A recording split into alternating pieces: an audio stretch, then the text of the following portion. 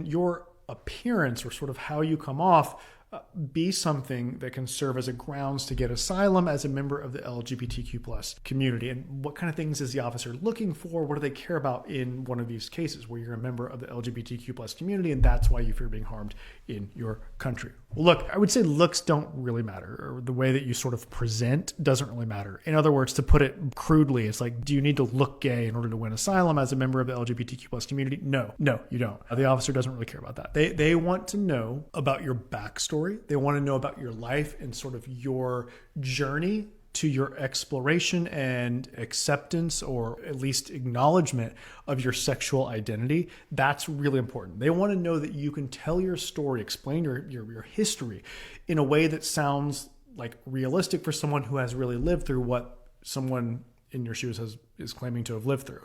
So the way that you convince the officer that you're gay is, to put it crudely again, but that's how it is. That's what they want. They need to be convinced that you're gay if that's what you're claiming, and that's what your case is based on.